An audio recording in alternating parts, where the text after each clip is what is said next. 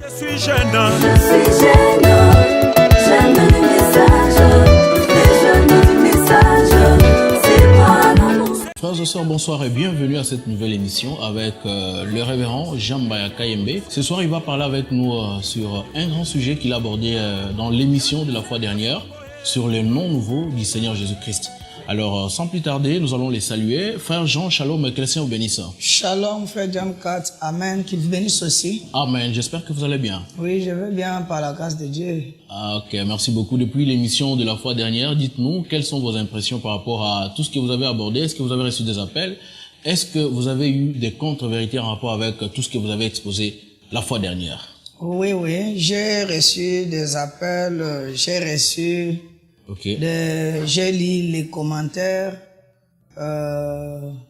Nous avons vraiment eu beaucoup de questions. Okay. Et surtout aussi, la préoccupation majeure pour les enfants de Dieu, c'était que nous n'avons pas enfin conclu ou donné vraiment les noms nouveaux en question.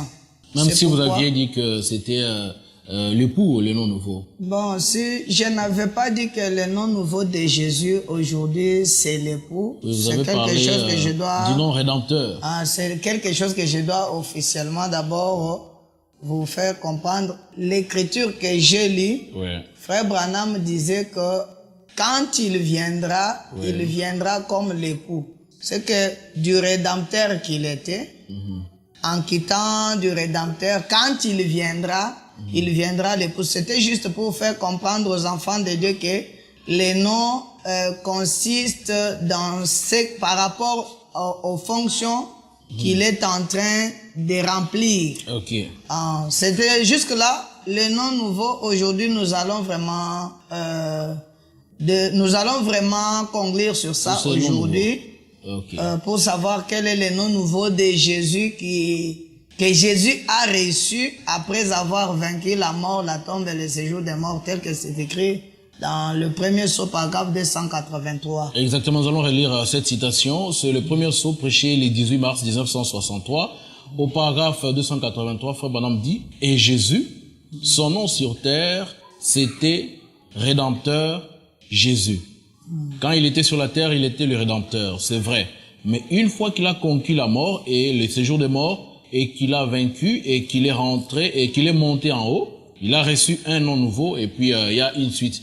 Donc, par là, vous avez dit que les noms, ici, parlant de cette citation, le nom qui a changé, ce n'est pas le nom Jésus, c'est le nom Rédempteur. Là, c'est ce que vous avez dit la fois passée. Oui, c'est ce que les Écritures nous ont montré la fois passée. D'accord. Alors, aujourd'hui, vous allez prendre encore un temps pour finir votre exposé que vous n'aviez pas, bien sûr, fini la fois dernière. Et juste après, nous allons aborder avec quelques questions qui nous ont été envoyées par les frères et sœurs qui nous suivent en direct. Alors, pour vous qui nous suivez en direct, suivez minutieusement l'homme de Dieu et laissez aussi vos questions en commentaire, bien sûr, pour qu'il puisse tenter de répondre à la lumière de la parole et surtout à la connaissance du message qu'il a. Alors, bon appétit.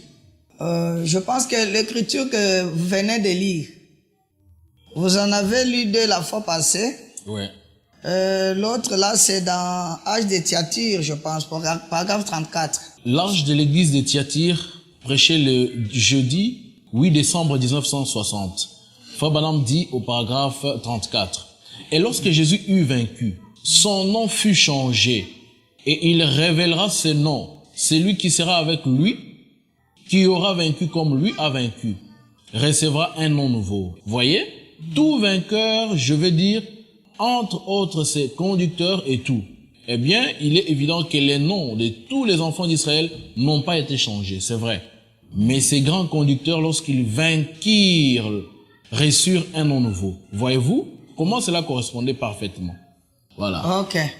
Je voulais que ça soit encore rétabli sur notre table par rapport aux questions que nous avons essayé de survoler par-ci par-là pour essayer de donner la réponse la fois passée. Ouais. Alors, la première citation parle de Jésus qui a reçu un nom nouveau. Puis, ceux qui crient, il y a ceux qui crient et ils ne reçoivent rien. Pour les uns, ils ont conclu que les noms dans lesquels ces gens-là crient, c'est les noms de Jésus, c'est dans les noms de Jésus que les gens crient, et ils se sont automatiquement donné le travail de chercher vraiment les nouveaux noms dans lesquels est vraiment, Dieu a placé vraiment l'exaucement aux prières. Alors, cette écriture est répartie, je peux dire que je vais subdiviser ça en 4 points. Nous allons parler, comme la fois passée, nous avons abordé le nom Jésus. Comme nous avons parlé dans l'exposé aux pages 171, paragraphe 2. Là, nous avons trouvé que le nom Jésus, premièrement, c'est un nom verrouillé. Et c'est le nom dans lequel il y a l'exaucement de la prière.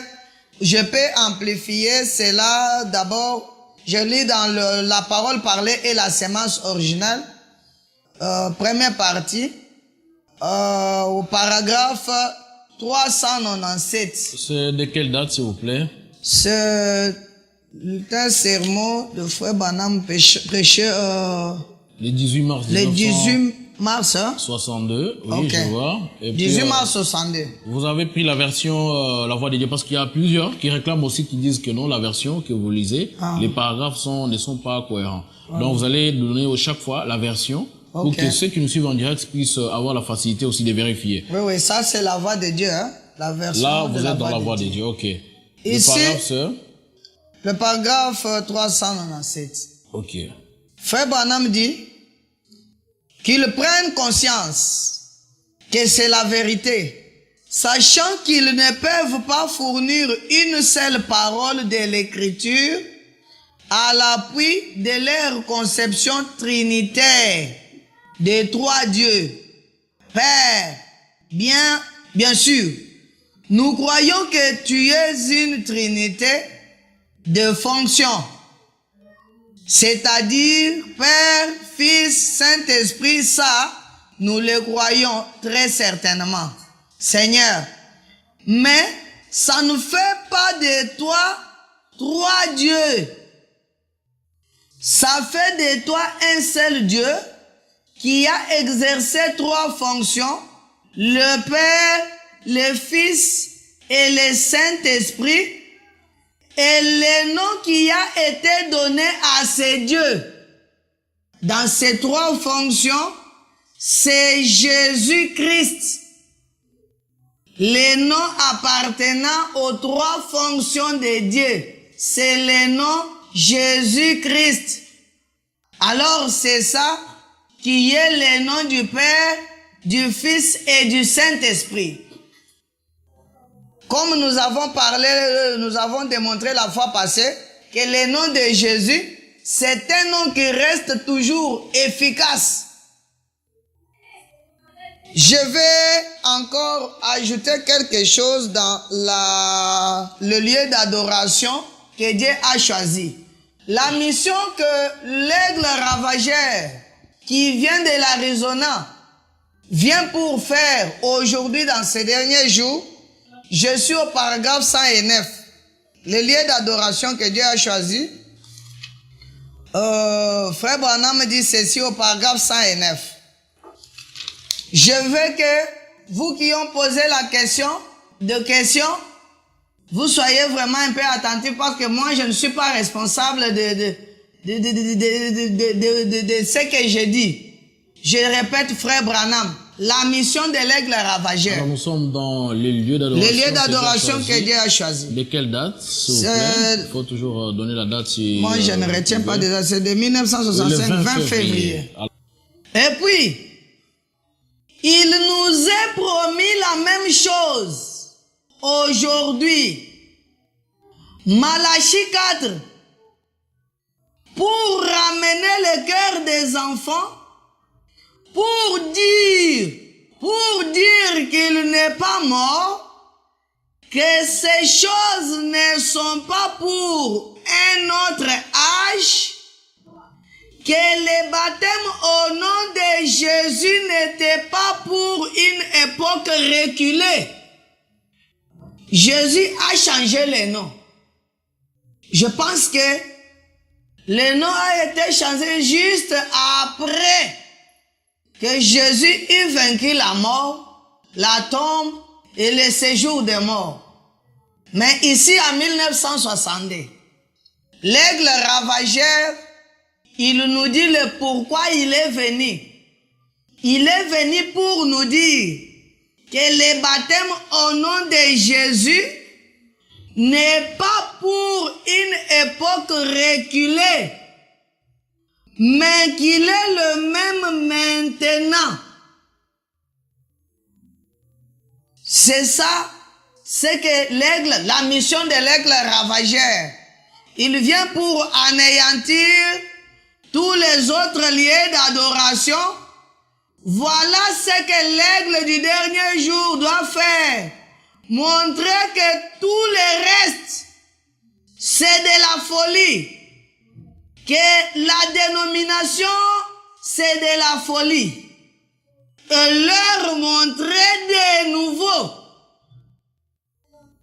avec le même signe qu'il faisait, qu'il est le même hier, aujourd'hui et éternellement.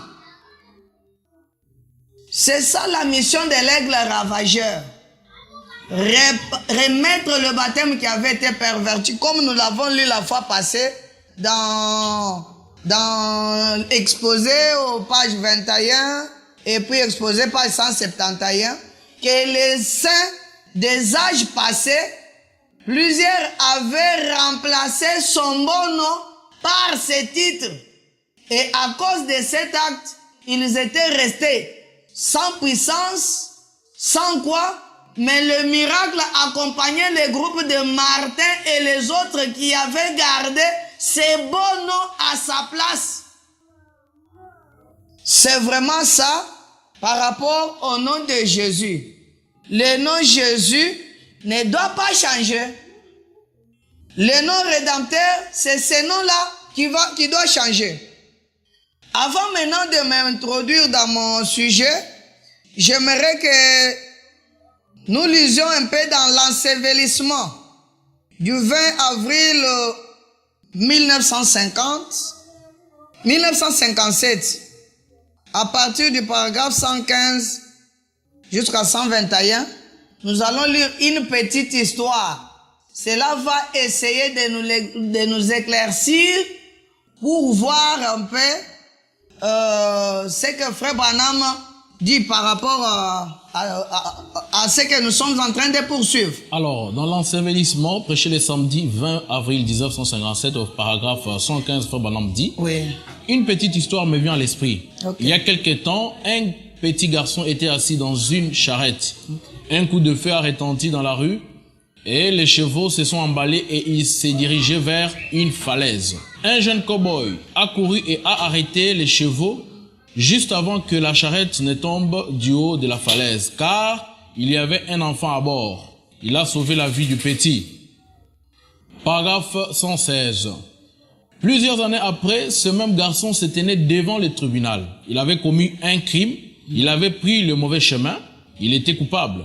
Il buvait, il jouait à l'argent, il avait abattu un homme. Et il était coupable, il a été trouvé coupable, et le juge se leva et dit, « Je vous condamne à la pendaison par coup jusqu'à ce que votre vie mortelle soit partie. » Paragraphe 117. Ce jeune homme a dit, « Juge, interrompit la procession du tribunal en sautant par le garde-fou et tomba aux pieds du juge pour implorer miséricorde. Il a dit, « Juge, regardez mon visage, ne me reconnaissez-vous pas ?» Il a dit, « Non, fiston, non. » Paragraphe 118. Il a dit, « Vous souvenez-vous d'un petit garçon dont vous avez sauvé la vie, il y a bien des années, quand un cheval s'était emballé ?» Il a dit, « Oui, je m'en souviens. » Paragraphe 119, il a dit, « Je suis ce garçon-là. » Il a dit, « Juge, vous m'aviez sauvé à l'époque, sauve-moi maintenant. » Paragraphe 120. Vous avez dit qu'on a jusqu'au paragraphe 121. Le juge le considéra et dit, « Fiston, ce jour-là, j'étais ton sauveur. Aujourd'hui, je suis ton juge. » Paragraphe 121. Aujourd'hui, il est notre sauveur. Pécheur, demain, il pourrait être votre juge. Voilà. Réfléchissons-y. Maintenant, pendant que la musique joue et que tout le monde prie, ceux qui sont dans la dimension de la prière avec Dieu. Ok. Si vous voyez avec cette petite histoire, Frère Branham, la même personne qui avait sauvé l'enfant comme étant son sauveur, il s'est présenté devant le tribunal comme étant le juge de la même personne. Peut-être ce papa portait le nom de Jean Baya, comme je le suis. Il était le sauveur Jean Baya de cet enfant. En même temps, il devient le juge pour le même garçon. Je pense que la citation est claire. Nous pouvons maintenant entrer dans le message pour voir maintenant un peu. Donnez-moi un peu l'âge de Pergame au paragraphe 315, Péché le 7-12-1960. Un nouveau nom écrit sur cette pierre et que nul ne connaît, si ce n'est que celui qui le reçoit. Il sait qui il est, mais il ne peut le dire aux autres. Là, c'est une réponse directe à la deuxième citation là que vous avez présentée de l'âge de Thyatire au paragraphe 34. Vous voyez-vous, personne d'autre que lui ne connaît. Vous voyez, Pierre savait qu'il avait les clés, mais on ne l'a jamais entendu s'en vanter. Vous voyez, ces gens qui se vantent de ce qu'ils sont ne sont en général rien du tout. Une pierre blanche, et sur cette pierre est écrit un nom nouveau. Vous voyez, ce n'est pas son nom propre, mais il est devenu quelque chose d'autre. Vous voyez, que lui seul connaît. Lui seul qui a reçu cette pierre. Le nom, vous voyez, il y a une manne spéciale pour nourrir l'église, souvenez-vous-en, je pense. Avec cette écriture, j'ai juste évoqué cette écriture pour vous faire voir encore une fois de plus que quand on parle du changement des noms, il ne s'agit pas du changement du nom propre. Le nom propre de Dieu, c'est Jésus.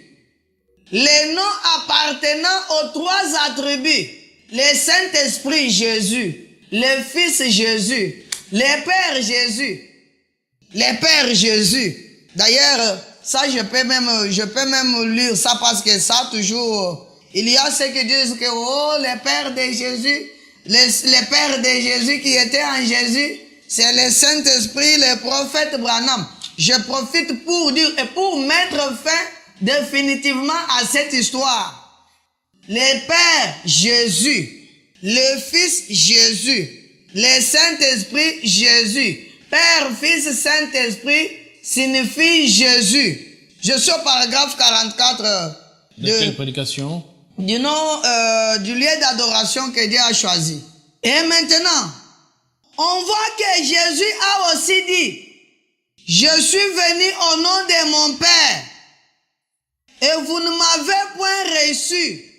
Donc, le nom du Père doit être Jésus. C'est vrai. Le nom du Père, c'est Jésus. C'est que le Père Jésus, le Fils Tolobate, le Saint-Esprit Jésus. Il ne sait que Jésus, c'est le nom propre de Dieu qui ne change en aucune circonstance. Je pense que sur ce point, j'ai clarifié et puis je suis dans exposé aux pages 202, quatrième paragraphe.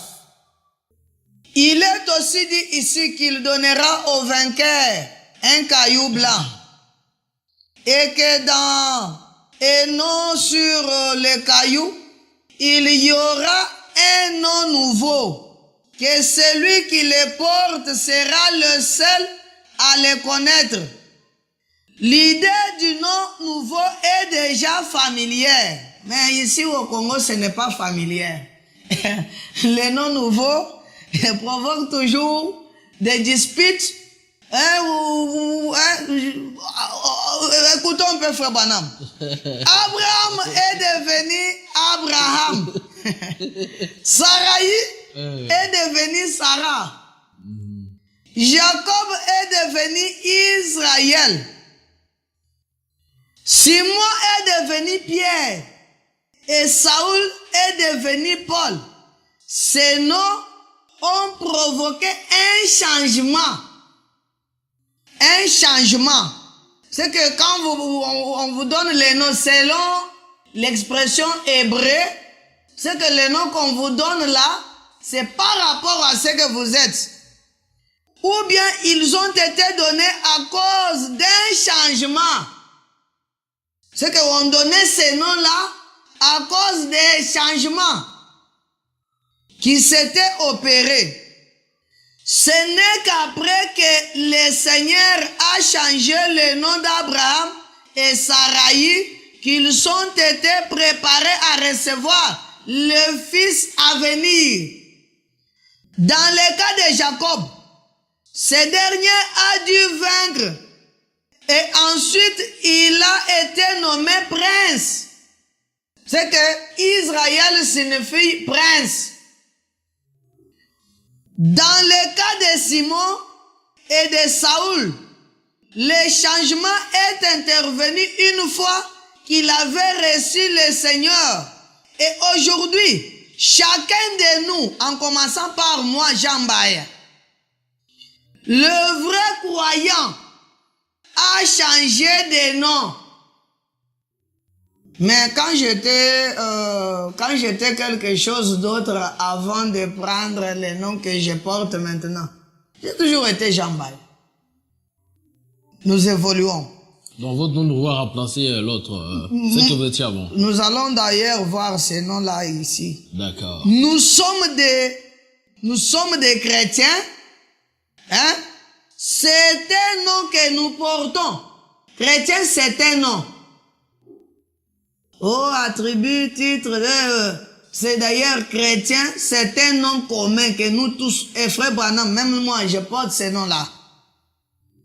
Mais un jour, nous changerons de nouveau, assurément nous recevrons un nom nouveau. Parce que le Christian, être chrétien, c'est un nom qu'on avait donné à ces gens-là qui croyaient en Christ, parce qu'on voyait les œuvres de Christ se manifester. C'est ainsi qu'ils étaient surnommés des chrétiens.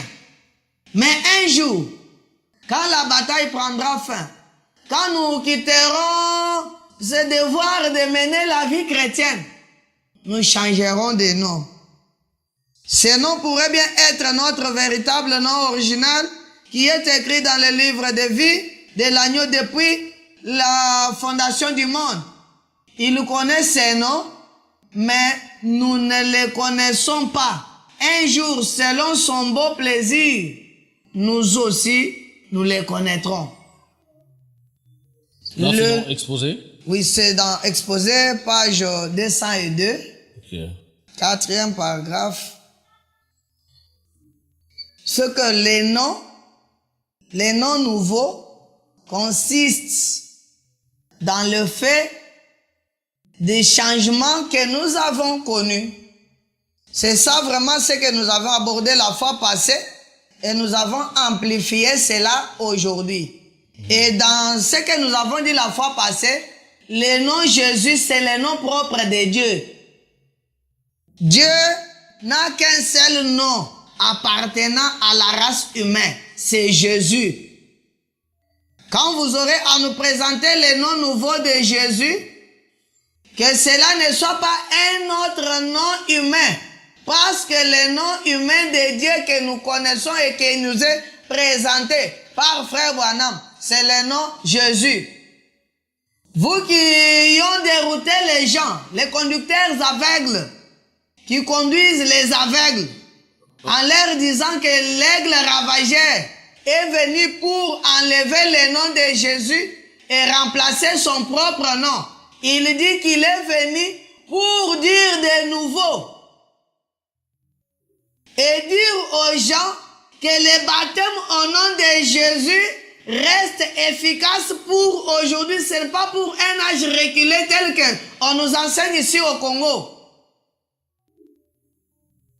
Sur ces points-là, maintenant nous allons un peu nous lancer pour voir maintenant, pour toucher le nouveau point qui est qu'est-ce que Jésus est devenu après avoir vaincu. Alors là, vous allez aller rapidement parce que vous avez déjà consommé vos 25 minutes. Il vous reste pratiquement 15 minutes pour que vous puissiez finir votre temps d'exposé. Et puis nous allons vous poser quelques petites questions. Alors vous allez prendre, englober tout ce qu'il y a comme reste pour nous restituer les noms nouveaux de Jésus-Christ. Nous, avec Frère Branham à l'appui, nous allons prendre ici l'âge de l'église de Thyatire. Paragraphe 38. Maintenant, là, je ne traînerai pas avec des commentaires comme il me reste que 15 minutes. Les pièces contre pièces, là, ça fera du bien aux enfants de Dieu, pourvu que je puisse finir aujourd'hui. Hein? L'âge de l'église de Thyatire, paragraphe 38, prêché le 8 décembre 1960, Frère Branham dit, quand il vient maintenant, il est sacrificateur. Quand il était ici sur la terre, il était prophète, le prophète de Dieu. Il prit donc son propre sang et alla devant le Père, qui fit de lui un sacrificateur. Voilà. Lorsqu'il reviendra, il sera roi, prophète, sacrificateur et roi. Voilà. Il était le prophète de Dieu, il était un aigle, il était le sacrificateur de Dieu. Il était un agneau. Quand il reviendra, il sera le lion, le roi, la tribu de Juda pour régner. Voilà. Ok. Quand il était ici, il était le Rédempteur. Il a pris son propre sang de la rédemption. Une fois après avoir vaincu la mort, la tombe et le séjour des morts, le voilà, il est le sacrificateur. Je ne fais pas assez de commentaires. Frère John 4, comme vous avez l'ordinateur là-bas, donne-nous directement le 4e sceau, paragraphe 42. Frère Branham dit ceci. C'est pareil pour l'âge de l'église, pour les sceaux et pour tout le reste. Et quelqu'un qui s'imaginerait connaître ces 7 tonnerres, si ça ne concorde pas avec le reste de la parole, il y a quelque chose de faux. Voyez? Il faut que cela vienne par l'ainsi dit le Seigneur, les tonnerres. Viens par l'ainsi dit le Seigneur. Parce que ce livre, ceci est la révélation de Jésus-Christ en entier. Les noms cachés dans les tonnerres. Les tonnerres cachés, la révélation de Jésus-Christ en entier. Parce qu'au cours des âges de l'Église, tous ceux qui sont venus, ils ont révélé Jésus partiellement. Mais les 7 tonnerres, si nous pouvons aller dans le langage du message, ça vient révéler les choses, le parti de la parole de chaque âge qui était laissé en suspense. Et cette parole, c'est Jésus-Christ lui-même. Jésus est la parole qui est révélée aujourd'hui. Ces parties qui étaient restées dans les 7 tonnerres qui sont révélés aujourd'hui, c'est ça c'est que le sept tonnerres vient révéler. Ce qui était caché dans les tonnerres, c'était le mystère qui était resté en suspense. Je ne vais pas faire encore assez de commentaires parce que le temps coule. Je prends le 6e sceau au paragraphe 62. Que dit Frère Branham au 6e sceau. Le 6e sceau, paragraphe 62, Frère Branham dit ceci. Frère Branham, qu'est-ce que les sceaux ont révélé par rapport au nom, parce que les noms étaient cachés dans les tonnerres? Et les sceaux et les tonnerres, c'est la même chose? Oui, oui. Chaque tonnerre contenait un sceau. Bon, ce que vous dites, vous pouvez le prouver. Donc, les sceaux et les tonnerres, c'est la même chose. Je peux le prouver, mais ce n'est pas après. ça mon sujet. Oui, vous allez le prouver après parce qu'il y a plusieurs confusions que les prédicateurs mettent dans les têtes des gens. Donc, il faut que les choses soient claires, telles que Frère Branham les a prêchées. Donc, la différence entre les sceaux et les tonnerres, vous allez le prouver. Merci. Ok, Frère Branham dit ceci dans le 6e sceau, au paragraphe 62. Quand l'agneau a été immolé, quand il a fait la rédemption, les noms ont été mis dans le livre. Il est là, dans les lieux saints ce soir. Dans la gloire ce soir. En tant qu'intercesseur. En train d'intercéder. Il était rédempteur. Ce soir, il est là dans la gloire. En tant qu'intercesseur, en train d'intercéder pour tous les âmes dont le nom est dans ce livre. Et personne ne connaît ces noms sauf lui. Celui qui a le livre dans sa main, et il sait, quand le dernier entrera, alors les jours de son intercession seront terminés. Il s'avancera alors pour réclamer ce pourquoi il a intercédé.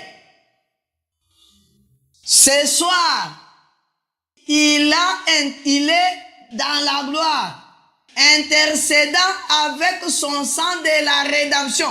Ce soir, ce que Jésus est devenu après avoir vaincu la mort, la tombe, il a pris son sang. Il se tient ce soir devant le trône en train d'intercéder. Ok. Dans l'œil de Dieu. Prêchez le mardi 25 février 1958, paragraphe 12. Partie C. Partie C. Eh bien, alors la Bible dit-elle dans Hébreux 13, 8 que Jésus-Christ est le même hier, aujourd'hui et éternellement. Les Écritures déclarent qu'il est toujours le souverain sacrificateur qui peut être touché par le sentiment de nos infirmités. Alors, regardez ce soir, non pas un prédicateur, non pas l'un de vos frères ou l'une de vos sœurs, mais regardez au calvaire. Voilà. Regardez Christ qui a pas exactement au calvaire. Pas exactement au calvaire. Le calvaire, c'est là où le prix a été payé. Là où il a fait la rédemption. Mais Christ est loin du calvaire ce soir. Christ est loin du calvaire. Il est dans la présence de Dieu. Voilà. Vivant à jamais pour intercéder sur base de notre confession. Voilà. L'Esprit de Christ est ici parmi nous ce soir. Ok. Il est dans la présence de Dieu, vivant à jamais pour intercéder sur base de notre confession. Ce soir. L'Esprit de Christ est ici.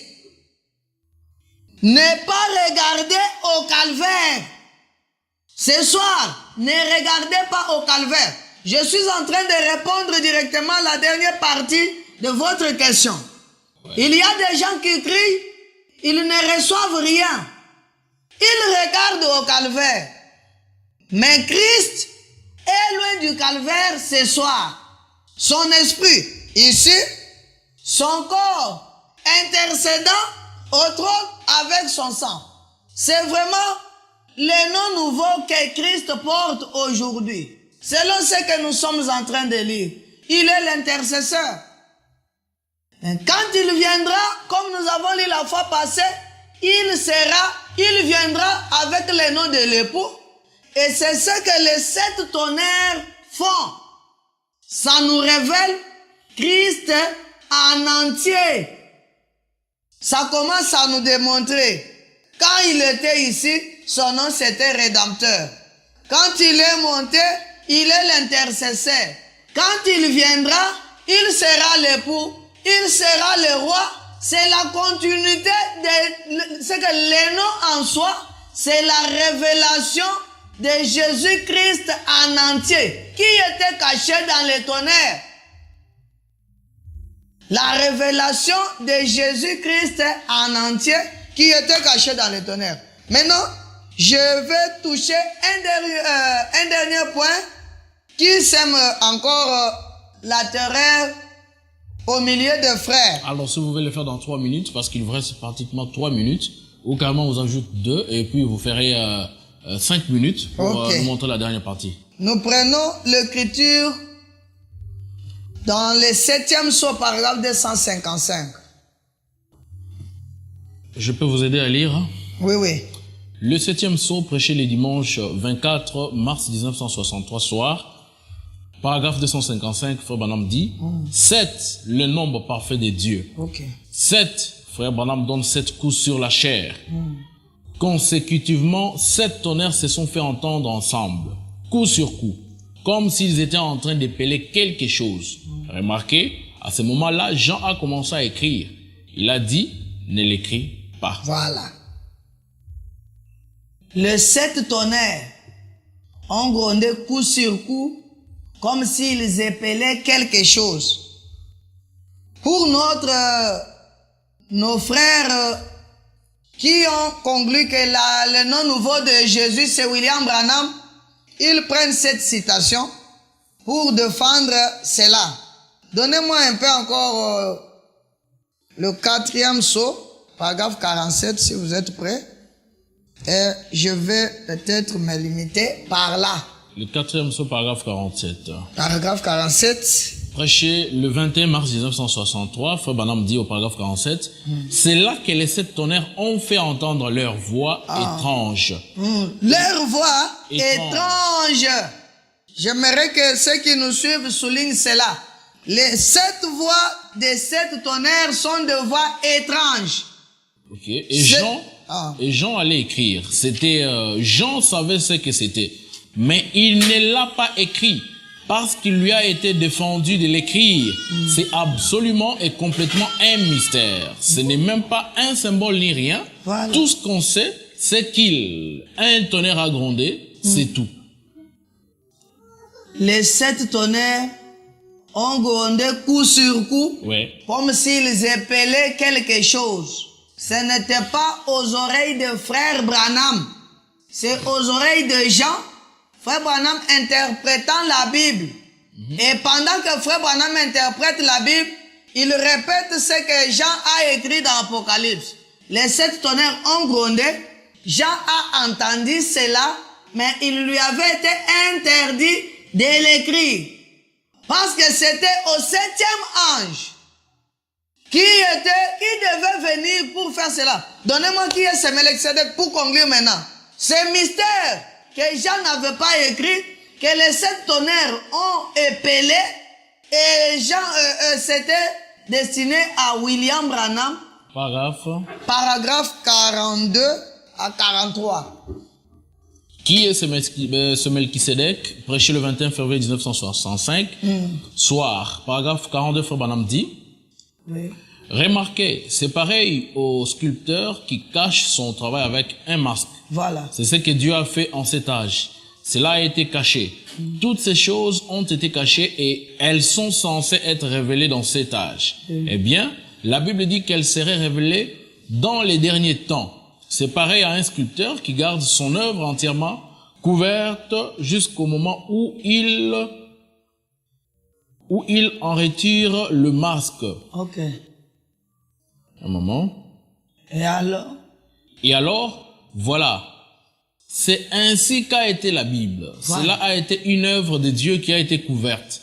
Et cela a été caché depuis la fondation du monde. Voilà. C'est un mystère à cette face. Et Dieu a promis qu'en ces jours, dans l'âge de cette église de la Odyssée, il retirerait le masque du tout et que nous pourrions le voir. Voilà.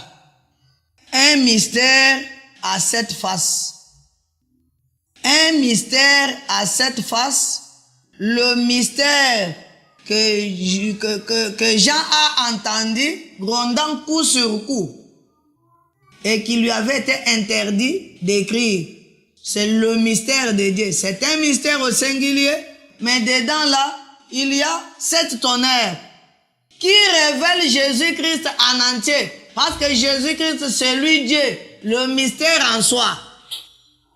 Je pense que je me suis limité par là. Ce n'est pas avec le 7e saut 255 que le nom nouveau de Jésus devient William Marion Branham. C'est faux et archi faux. Merci beaucoup, Révérend Jean.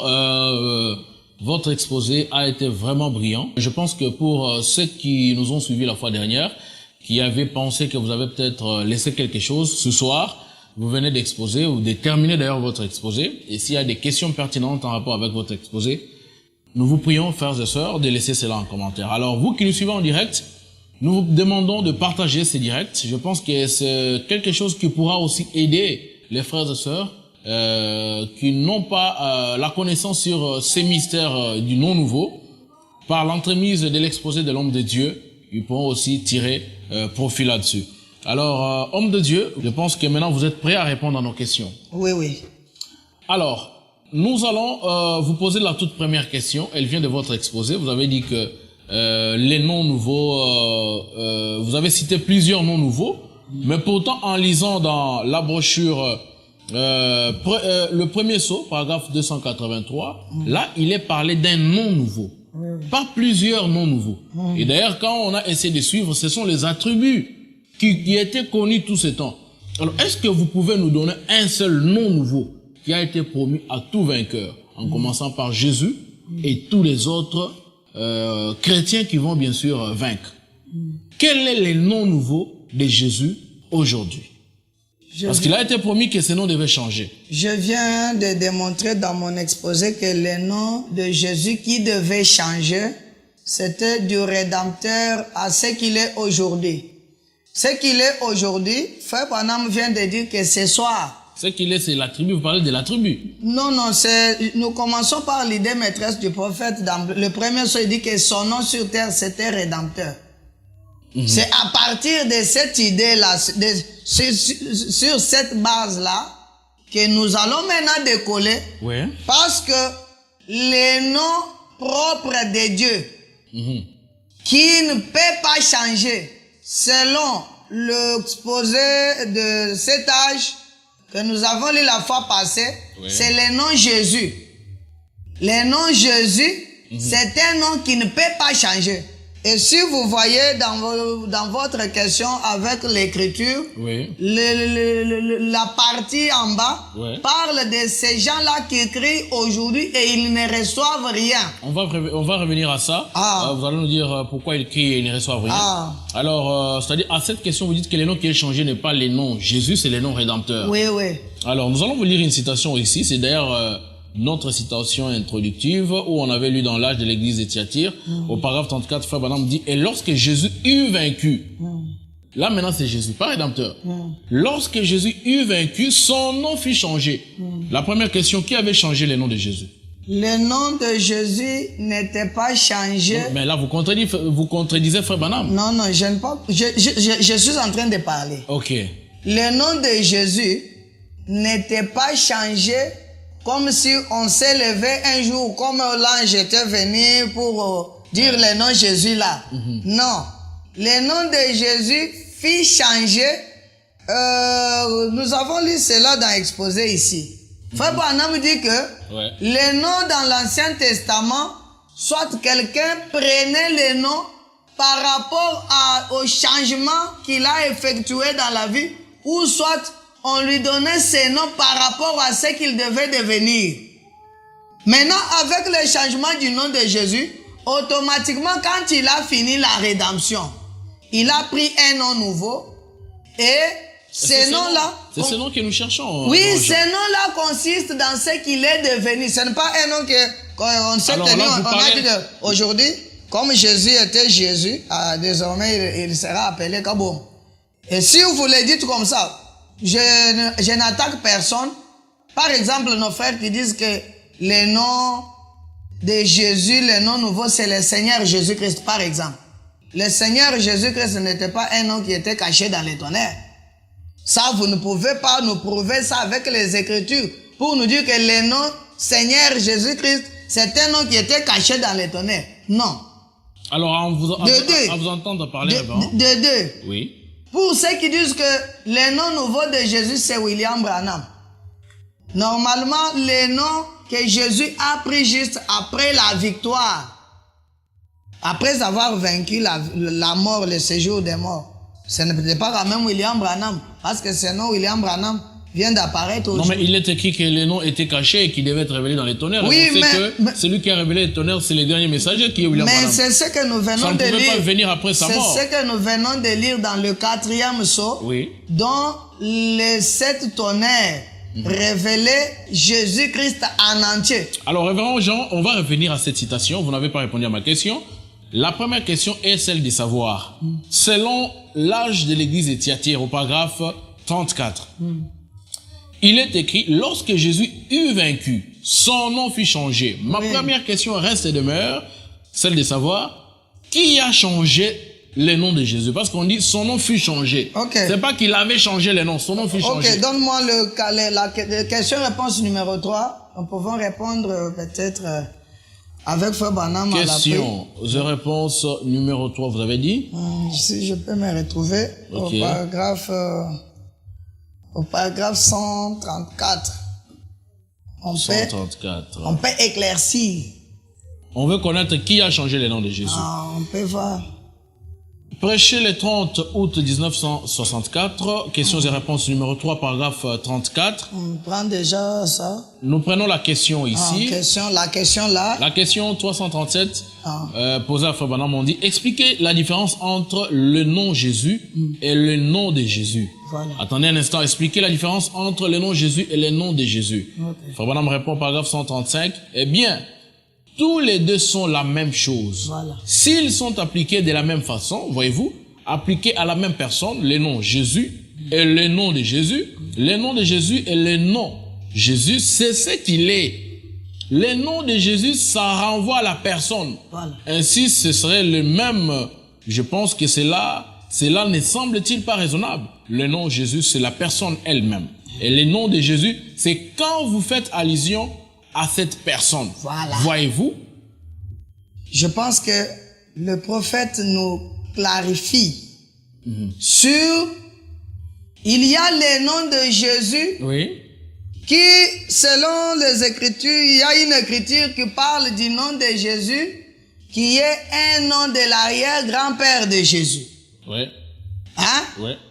Maintenant, ça devient le même nom quand on fait allusion à la même personne dont il est question. Il y a la personne de Jésus. Oui. Et il y a le nom de Jésus qui est un nom humain que Dieu a eu plaisir de porter. Maintenant, cette personne de Jésus, c'est lui qui est Jésus dans le paragraphe 283 qui change de nom. C'est la personne de Jésus. Donc, quand nous parlons du nom de Jésus et le nom Jésus, c'est la même chose. Quand cela rapporte à cette personne dont il est question, celui qui avait vaincu, c'est Jésus. Celui qui intercède au trône, c'est Jésus. Mais avec un autre nom. Là, il ne fait pas la rédemption. Il n'est pas rédempteur. Là, vous parlez de quel Jésus? Le Jésus, fils de Marie? Le Jésus qui a vaincu la mort, le séjour de mon autre Dieu. C'est qui? Le fils de Marie? Mais le Jésus qui a vaincu la mort, c'est le fils de Marie? C'est le fils de Marie et son père, ça a toujours été le Dieu Tout-Puissant, le grand Jéhovah. Non, je ne parle pas du Père, je parle du Jésus corps, le fils de Marie. C'est lui qui mangeait, c'est lui qui pouvait pleurer quand Lazare est mort. Vous voulez dire, c'est le même Jésus? Vous voulez dire que le fils de Marie était le fils de Joseph? Non, c'est ça. Moi, là, je c'est posais ce des que questions vous voulez révérentes. me dire. Non, c'est pas ce que j'ai dit. Je demande ceci. Le Jésus qui a vaincu dont vous parlez, c'est le Jésus fils de Marie. C'est le Jésus qui était venu du Père, qui est retourné au Père là. C'est le Jésus dont je parle. Né de Marie. Mais il était né de Marie, mort enseveli, ressuscité le 3e jour. Et pourquoi ses disciples ne l'ont pas reconnu 3 jours après? Oui, ses disciples ne l'ont pas reconnu parce qu'il les avait aveuglés. D'ailleurs, c'était le même Jésus. Je dois avoir une écriture. D'accord, on va parler sur tout ça. Frère Branham dit que ce n'était pas qu'il avait changé de forme ou quoi là, mais il les avait juste aveuglés. Et dans la continuité, et dans la continuité, on dit qu'il les avait ouverts les yeux pour qu'ils puissent comprendre les Saintes Écritures, et puis ils ont compris que c'était lui. Alors, nous revenons toujours à notre citation. Qui avait changé ce nom de Jésus? Je dis bien que ce n'était pas un nom nommé comme on avait nommé le nom Jésus. Mais ça, c'est ce que vous dites. J'ai déjà répondu, mais c'est l'unique réponse qu'il y a. Frère Branham, le nom qui était changé n'était pas changé dans le même formule qu'on avait donné le nom de Jésus. Non, c'est lui qui avait changé. Ma question, ce n'est pas... Jésus est changé comme ce papa-là. Comme ce papa-là que dont on venait de lire. C'est lui qui était le sauveur de l'enfant. Une fois devant le tribunal, il a changé de nom. Ce n'était pas que, à partir d'aujourd'hui, commencer à l'appeler juge. Non. Il a changé juste par rapport aux fonctions qu'il remplissait. Mais c'était le nom. Donc Jésus ne change pas de nom, mais il change plutôt de fonction. Il change de fonction et c'est en cela que consiste la notion du nom nouveau. Mais révérend Jean, je vais vous lire une citation ici. Frère Branham parle du nom de Jésus, pas ses fonctions.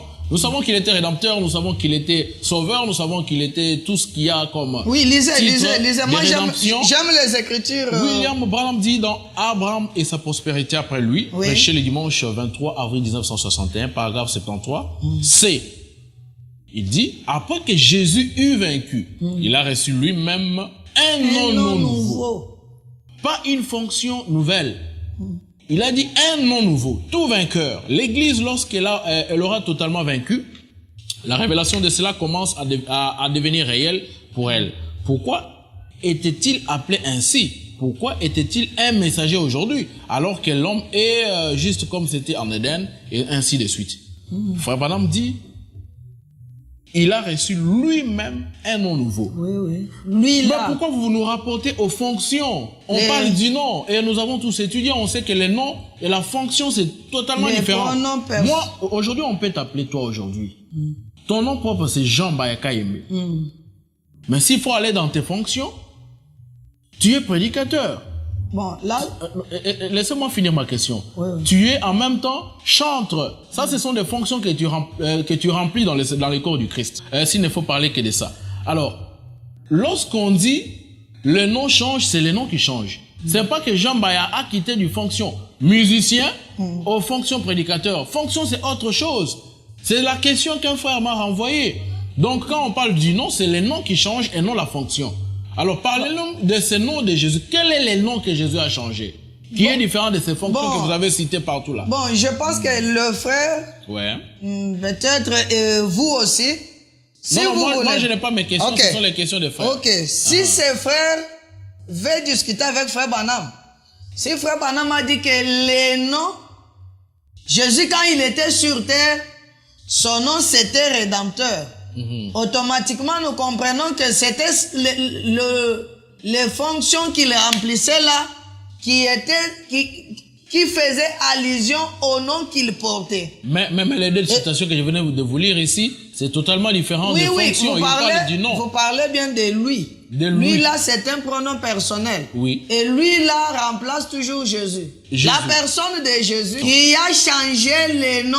Depuis le premier paragraphe de 183, c'est que le nom rédempteur qui est changé. Là, je dis bien, au mieux de ma connaissance. D'accord, merci beaucoup, révérend. Nous comprenons que c'est au mieux aussi de votre connaissance. On ne peut pas vous en tenir rigueur.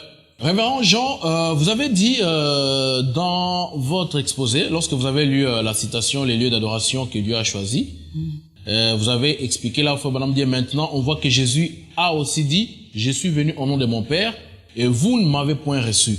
Donc le nom du Père doit être Jésus. C'est vrai, le nom du Père c'est Jésus. En effet, Jésus leur a dit, je porte le nom de mon Père, je suis venu au nom de mon Père. Alors que dans votre exposé, vous avez dit que non, le Père c'est Jésus, le Fils c'est Jésus et le Saint-Esprit c'est Jésus. Mais dans cette citation, il n'est pas dit que le Saint-Esprit c'est Jésus. Ah oui, je comprends. Votre question là, si j'ai évoqué cette écriture, oui. Parce que l'écriture que je venais de lire dans Exposé, il était dit là-bas que le nom Jésus, c'est le nom appartenant à ses attributs. C'est que c'est le nom appartenant à ce seul Dieu. Le Dieu qui est Jésus, il s'appelle, le Père c'est Jésus. C'est que j'ai évoqué cette écriture pour démontrer que le nom du Père c'est Jésus, le Fils en soi c'est Jésus.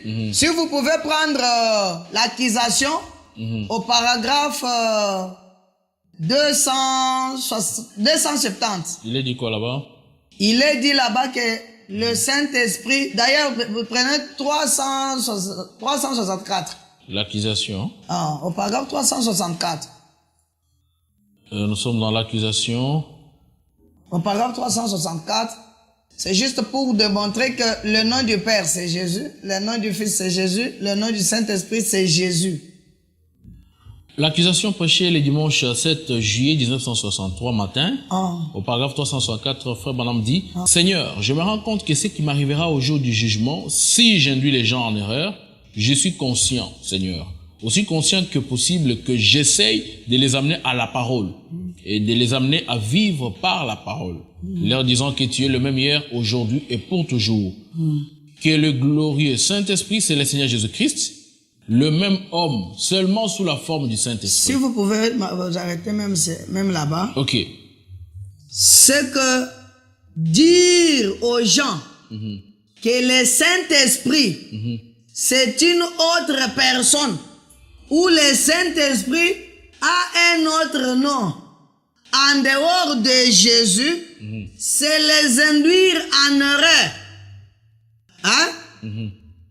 Je suis conscient, Seigneur, aussi conscient que possible que j'essaye de les amener à la parole et de les amener à vivre par la parole, leur disant que tu es le même hier, aujourd'hui et pour toujours, que le glorieux Saint-Esprit, c'est le Seigneur Jésus-Christ, le même homme, seulement sous la forme du Saint-Esprit. C'est que si vous dites aux gens que le Saint-Esprit c'est une autre personne en dehors de Jésus, c'est les induire en erreur.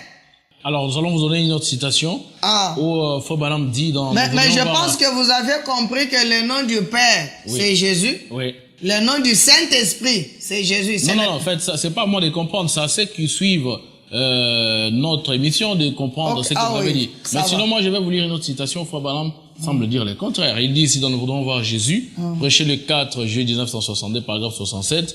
Il dit, Jésus a dit, ce qui arriva du temps de Sodome arrivera de même à la venue du Fils de l'homme. Là-bas, l'église formaliste avait reçu ses messagers.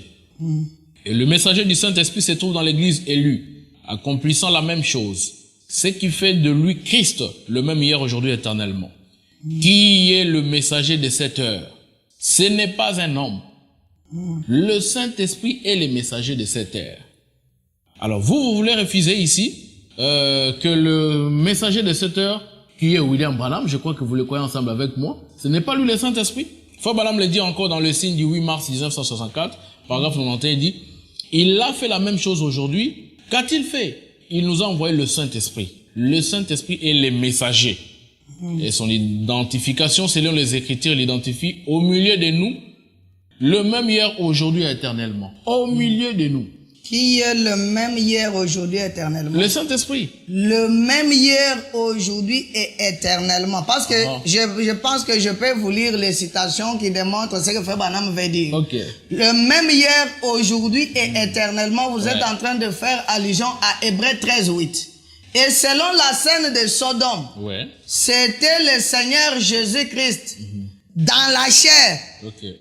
Et frère Branham dit comme ça pour dire que, pour faire voir aux gens qu'il ne s'agit pas de lui, mais c'est lui qui est en lui là. Parce que la scène de Sodome, tous nous le connaissons. Okay. Dieu a fait un corps. Ouais. Il a soufflé et est entré dedans.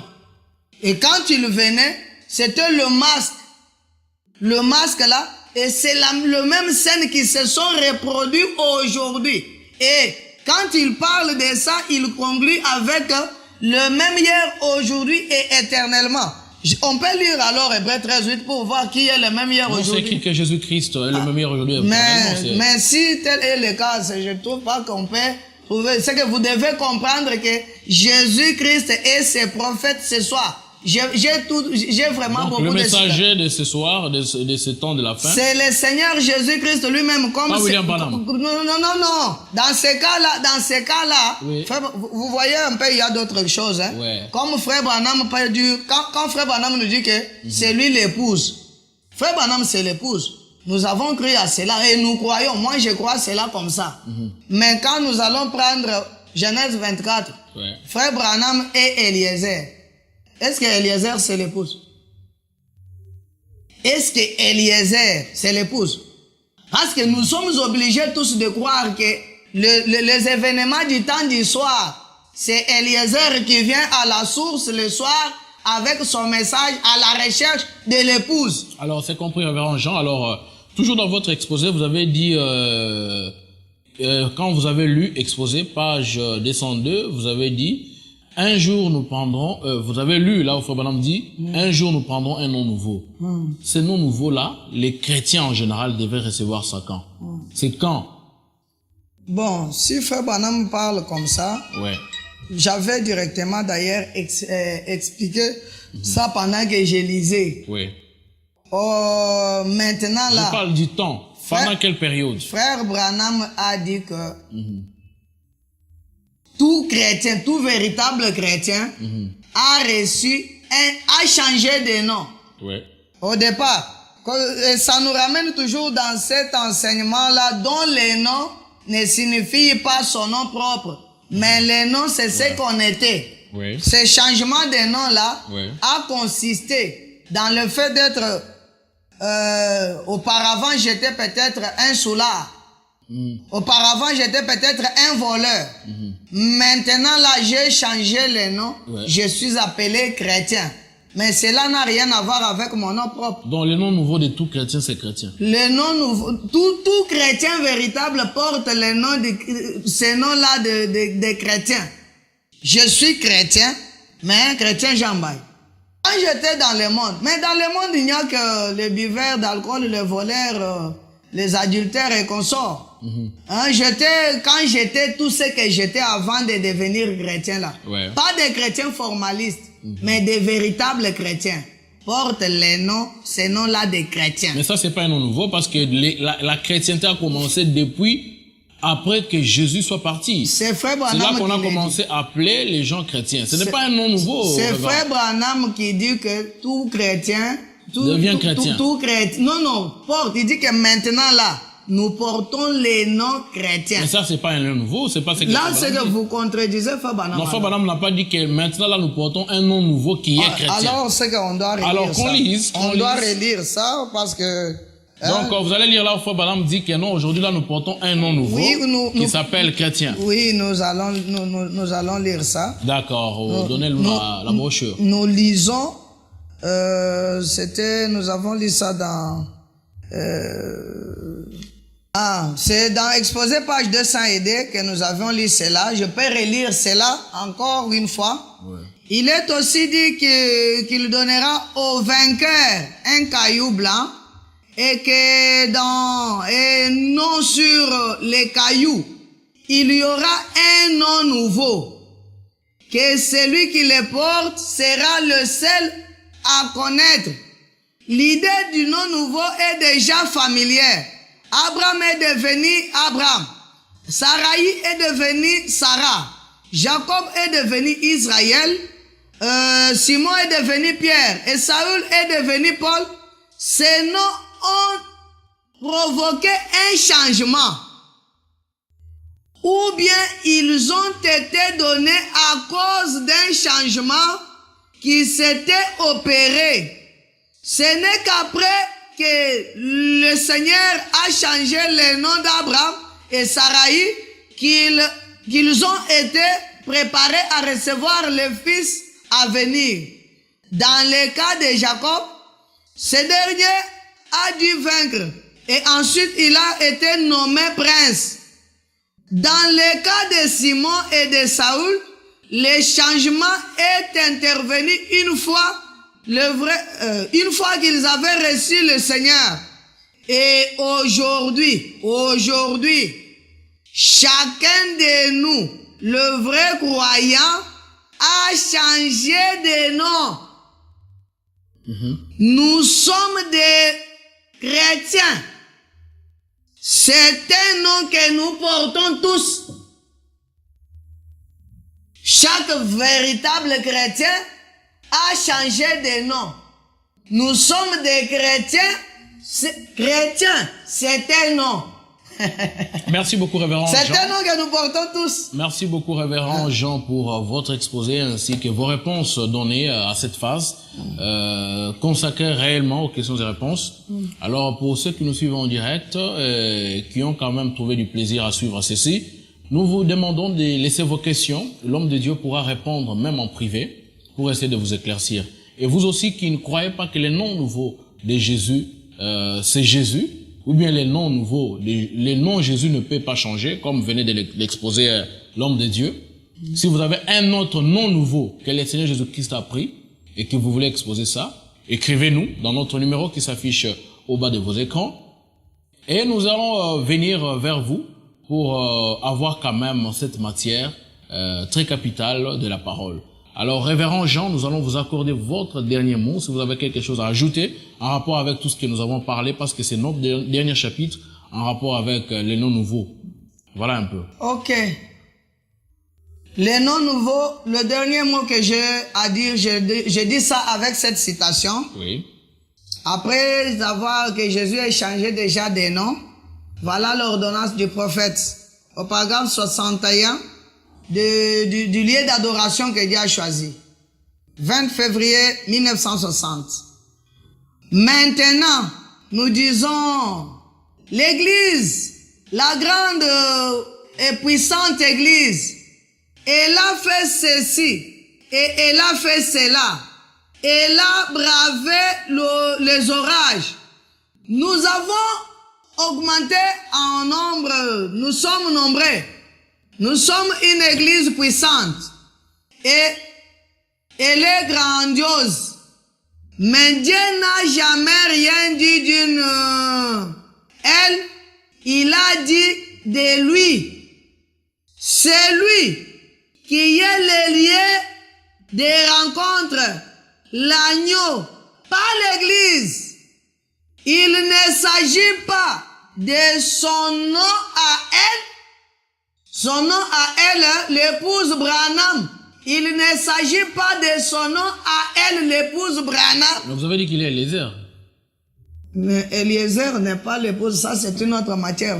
Et ici, il n'est pas écrit Frère Branham. Ah, c'est pour que vous puissiez comprendre comment les affaires se développent. Permettez que je permette. Ici, il n'est pas écrit Branham. N'allez pas coller le nom Branham là-bas. Ah. Il ne s'agit pas de son nom à elle, mais son nom à lui. Il a mis son nom. Il n'a mis son nom à elle nulle part. Nulle part. Il n'a mis son nom à elle. Branham Église, c'est ce nom-là. Il n'a mis pas son nom à elle. Il a mis son nom en lui. C'est pourquoi tout ce que nous devons faire, en parole ou en acte, nous devons tous faire au nom de Jésus-Christ. Nous devons, c'est une obligation. Si nous prions, nous devons prier au nom de Jésus.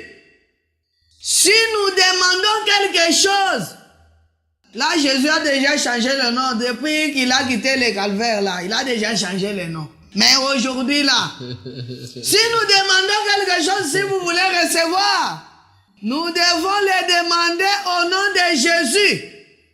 Si nous marchons au nom de Jésus. Si nous parlons au nom de Jésus. Si nous baptisons au nom de Jésus. Nous devons, impérativement, nous devons baptiser au nom de Jésus-Christ. Car tout ce que nous faisons, en parole ou en acte, faisons-le au nom de Jésus-Christ. Merci beaucoup, Révérend Jean. Ça a été un plaisir de partager avec vous ce plateau. Alors dites-nous, est-ce que vous êtes prêt et capable d'affronter celui qui croit que le nom de Jésus, le nom nouveau du Seigneur Jésus-Christ, c'est William Branham, ou bien qui croit dans un autre nom différent de ce nom de Jésus? Vous êtes prêts? Plus que prêt même. Alors, frères et sœurs, vous qui nous suivez en direct et qui croyez que le nom nouveau du Seigneur Jésus-Christ n'est pas Jésus, vous avez un autre nom à mettre sur le nom nouveau. Veuillez nous contacter à notre numéro qui passe au bas de vos écrans. Alors, Révérend Jean, vous pouvez aussi donner votre numéro de téléphone pour ceux qui pourront aussi vouloir avoir un entretien privé avec vous. Okay. Ils peuvent vous contacter à quel numéro WhatsApp? Ok, sur mon numéro WhatsApp, c'est le 089 551 8 551. Donc, plus 243 0. Oui, plus 243 89 551 8 551. Merci beaucoup, Révérend. Vous avez déjà ouvert l'église? Votre propre église? Non, pas encore. Vous êtes croyant? Je suis croyant de Dans Macpela Tabernacle chez le pasteur Billy Bilenga. L'homme de Dieu que nous saluons et que le Seigneur les bénisse aussi, parce qu'avoir des ministres de cette taille, je pense que c'est une grâce. Et c'est quelque chose que nous apprécions aussi parce que vous défendez vos convictions. Donc voilà un peu. Alors, frères et sœurs, nous vous disons merci d'avoir suivi cette émission. Nous rappelons qu'à la présentation, c'était votre frère John Katz. Et vous donnons rendez-vous prochainement dans le cadre de nos émissions du Forum des Jeunes du Message. Je suis jeune. J'aime le message. Le jeune du message, Révérend Jean, c'est Branham ou rien. Que Dieu vous bénisse. Wamba ou Bala. Merci beaucoup. Que Dieu vous bénisse et à la prochaine. Bye. Bye bye. Merci. Mon amour.